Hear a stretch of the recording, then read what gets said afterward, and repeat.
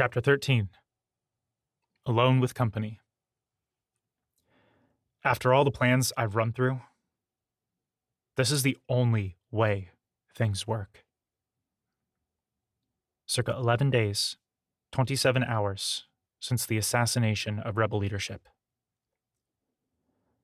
Estingai let out a deep, heavy breath as she pushed through the curtain into the small workshop she often used for her Giaurora projects. To her, the day of meetings and inspections had stretched far longer than the usual 40 hours, and she looked forward to unwinding with some quiet time alone with Uchantu and Naruna.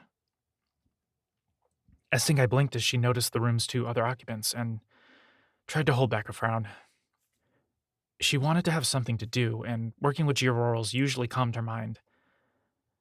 More than that, she wanted to be away from people. She needed some way to escape all of this. Carefully, she took a step backward.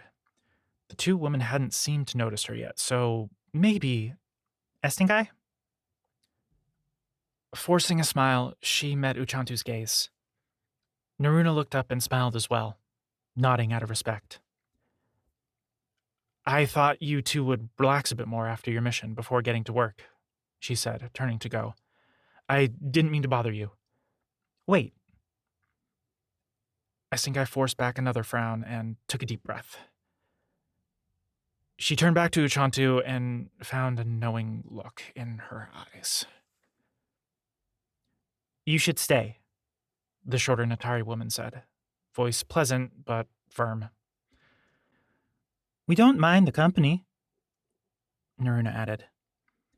And we could use your help with the armor. Estingai nodded. Of course. She walked over to a space next to Uchantu at the stone workbench that spanned the entirety of the room on one side. Where are you at so far? Before Uchantu could say anything, Naruna moved a bit closer and took one of the torso plates in hand. You did most of the hard work for us, replacing the buckles and straps and the wires that ran along them to connect the different plates. Estingai nodded. That was something she hadn't expected, and something she wished she'd thought of. The straps always seemed too vulnerable for her, but as long as the armor was well constructed, the biggest danger to them was wear and tear. I think we'll be able to fix it with little issue, Uchantu said. Only one or two of the biogems were cracked, and thankfully it looks like those fulfilled basic functions, just the gems and wires. Estingai let out a sigh at that. And what about the draining devices? Uchantu frowned at that. Those will be a bit harder. She took the device Estingai had recovered from the Lightforged and held it up, studying it. It's intact and easy enough to figure out, but its main function requires materials we don't have, Estingai sighed. Many Giaurorals could be constructed with only biogems and metal to direct the device. But those that mimicked auroramantic abilities required something extra. Something they hadn't had access to since the months following Irmunthal's destruction. Build a few anyway, Estingai said. The housing, for them, at least. Maybe we'll be able to steal some Giaurorals from the Amaya with sapphires in them and repurpose them. That had been their saving grace over the past few years. The biogems from Giaurorals were never locked into a device by function, and could be switched in and out when needed, either for replenishing Aurora Light or use in another framework. See if you could make them drain faster or store more power, too, Estingai said. That could be useful. For now, you have at least one siphoner on your team, right? Uchantu nodded. Bavos. Keep him with one of your teams when you're in Memposo, and keep this one on you. Just in case. Estingai's stomach tightened, even as she said the words, and she noticed a shiver raise goosebumps on Uchantu's arms. Darkness, I hope they don't have to deal with that. It made her wish she could go with them, but that wasn't an option. She could walk on her leg without damaging it, but it still hurt. She would need another week with healing Giaurorals before she could test it out, much less fight again. Have you figured out what the Giaurorals do to the armor? Estingai asked, forcing the thoughts from her head. Other than make it lighter and stronger, of course. Uchantu snorted, grinning. Not even close. The helmet and mask are just one giant framework beneath the plates and the padding, so we haven't touched that yet. Same with the gauntlets, and those are so intricate, I'll need a magnifying glass just to keep track of the wires and gemstones. Despite Uchantu's excitement, Estingai found herself troubled as she looked at the plates of armor. A part of her hated it for its role in Kozasana's death, hated herself for wearing it even to bring back here. Yet it was priceless, and it had worked well enough in shocking Uldina and Meika into listening to Maryatla and Aiden about working together. Would wearing it again project strength to the factions? Or feed the rumors? Estingai knew she would have to put it on again, have to use it when she found herself in a fight again. She thought about making it at least a bit less showy, but if Amaya soldiers see someone wearing Lightforged armor attacking them, they'll be terrified at the least, and maybe even mistrust the Lightforged next time they see them. Even a little bit of that could go a long way toward the Amaya's faith and trust in their demonic weapons. The chest plates aren't too bad, though, Naruna said, interrupting her thoughts. The Samyati woman turned over one of the pieces she'd been looking at. They have the core framework, which strengthens the pieces, as well as hidden gem braces for Aurora Light reserves. But there are a few smaller frameworks with ruby and aquamarine biogems that I haven't been able to figure out yet. As Naruna spoke, Estingai found her gaze pulled to Uchantu. Specifically the bit of color darkening Uchantu's cheeks and the way she bit her bottom lip as she gazed at Naruna. That brought a smile to her lips. She was able to suggest that she leave them and come back later, when Naruna thrust one of the chest plates toward her. "Look at the framework on this piece," she said, voice brimming with excitement. "It's so detailed and symmetrical, it almost looks like it was laid out by a machine." Estingai hid her smile as she took the pieces that formed the upper chest plate, examining them. She noticed Uchantu lean in a bit closer and cock her head, so Estingai laid the plates down on the workbench. Naruna was right. Geororals worked best, some only worked, if constructed in a hexagonal framework. Though scholars had argued back and forth for centuries on what type of hexagonal shapes work best, all of them agreed that the more symmetrical the formation, the more reliable and more efficient the device. Once Estingai had taken an interest in the craft years ago, she'd spent months just learning how to twist and bend wires into the correct shapes. She'd apparently learned the technique quicker than most, but it still took time checking the wires and angles. Whoever had worked on these must have spent hours on the framework alone, working with incredibly fine tools. Setting the gems and attaching the framework to the armor would have been another monster of a task altogether. Of course, the Amaya can afford to pay someone to spend hours working on a single piece of armor like this and use up all the materials they need getting it right. Estingai blinked as Naruna suddenly hopped off her stool and started toward the hall. "I need something to sketch this with, and some water. I'll be right back." Estingai watched her go, then looked to Uchantu and raised an eyebrow. The young woman's cheeks darkened even further. For a moment, Estingai was happy for Uchantu. She didn't know if Naruna would return her feelings. The chances weren't bad, since she was Samyati. But it was nice to see Uchantu even entertaining something like that in the world they lived in. Then Estingai had to hold back a frown as the silence stretched and a strange awkwardness set in. Estingai realized she had no clue how to just talk with this young woman who was basically her sister, the closest thing to family she had left beside Karuxi. "What do you think these do?" Uchantu asked, turning back to the armor, pointing toward the framework and the ruby biogems. A bit of the tension left Estingai, and as she leaned in over the armor, she smiled when Uchantu glanced at her. For a while, they theorized about what the armor could do. Estingai had worn it, but she hadn't tested it out. She imagined there was some sort of training to wearing the armor, as some of the frameworks had thin plates attached to them that looked like they would activate the mechanism. Do you think Karuxi is okay? Estingai blinked at the question. The worry in Uchantu's voice made her chest grow tight. He knows how to handle himself, Estingai said, avoiding the other woman's gaze. That's not what I'm worried about. Estingai sighed, meeting Uchantu's gaze.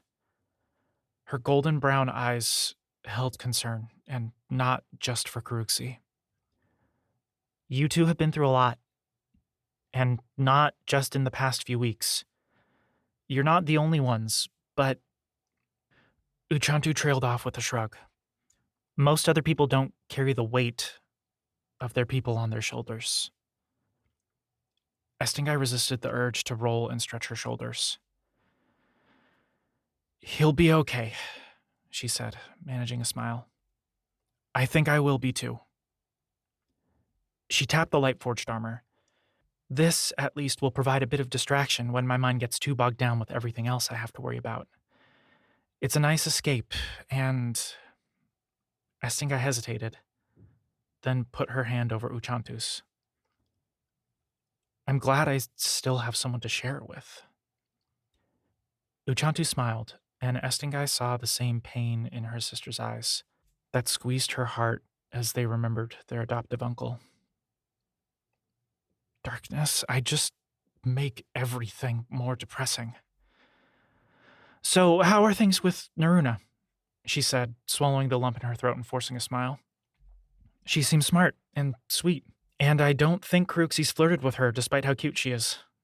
Uchantu snorted a laugh, cheeks turning a dark purple, and Estingai couldn't resist joining in.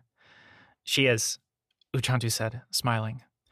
She loves history too, gets very bored when she doesn't have Giororals to work with or a book to read or someone to talk with about either. Uchantu let out a heavy sigh, rolling her eyes. And, of course, she has no interest in women. Estingai frowned. There are enough Samyati women in the other factions that you're bound to find someone, especially once we start working together more. Uchantu shrugged. I hope so, but she sighed. Remember what you told me about how you and Svamaku took forever to act on your feelings since you were always around each other? Estingai nodded. There's a bit of that for me. There is for everyone else, too, I guess, since we all see each other all the time, and I know Karuxi doesn't have a problem with it, but I just... She shrugged, looking back to the armor. Estingai frowned. I know how that feels. It almost stopped me and Svamaku. She swallowed, not knowing whether to feel proud or terrible that she kept her voice from breaking when saying her husband's name. But you shouldn't let it stop you from trying, at least. Uchantu frowned as she met Estingai's gaze. Her eyes didn't hold pity, but the concern was almost as bad. Estingai, Uchantu began, voice soft. Estingai forced a smile. Forget about it. Once we have everyone together, I'll help you look. Make sure you find someone good enough for you. Whatever our version of a princess is. Uchantu smirked. I think that's sort of what we are, isn't it? As far as the Remnant is concerned, at least. Estingai shrugged. All the more reason to find you another one. They smiled at each other for a moment. Then the silence set in again, threatening awkwardness. Are you ready for the Memposo mission? It will be more dangerous since you stole so much of the Amaya's equipment last time. Uchantu frowned, but nodded. I have to be, don't I? I still can't believe Anorak gave us some of his contacts. Estingai still had trouble believing it. Iron Peak's replacement leader had been almost as standoffish as Mahele in response to her attempts at reaching out. But apparently Karuxi's friends from that faction had convinced the man to trust her this much, at least. That had nearly made Estingai pull the mission, worried about a trap, but they had to follow through after giving Karuxi that intel to pass the last shadow. She would just have to trust Kruxi's choice and friends. Has anyone on the team acted strange so far? Estingai bit off the last word. The question had just slipped out. Am I really that bad? I'm not even able to talk to Uchantu anymore without messing it up. Uchantu frowned, then blinked, eyes widening for a moment. She quickly shook her head, though. Not that I've noticed.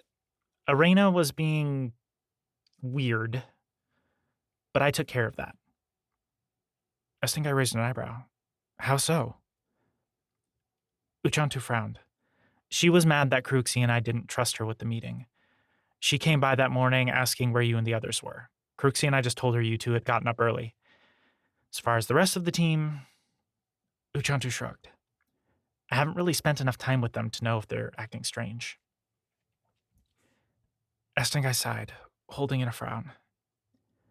She couldn't tell if Uchantu was being honest or trying to tell herself she had nothing to worry about. I'm sure you don't have anything to worry about, she said. Kruxi's path seemed like the... She cut off as footsteps and the curtain rustling caught her attention, and turned to smile at Naruna as the tiny Samyati woman walked in with her eyes fixed on the board and sheets of paper she'd clipped to it. It looked like she'd already sketched a few things. The woman had 3 water bottles on straps slung over her shoulder, and offered one to both her and Uchantu as she set down the papers. Uchantu took hers, but Estingai refused, throwing a smile at Uchantu. I should probably go see if Maryatla or Aiden need anything from me, she said, turning toward the curtains as Uchantu blushed and rolled her eyes. I'll let you two know if I have any other ideas for the armor. As she walked out into the hall, Estingai realized she'd smiled more in talking with Uchantu than she had in weeks. Forcing a smile onto her face, she tried to hold on to that feeling, even as she walked off to meet with Maryatla and Aiden. It's what Svemaku would want me to do.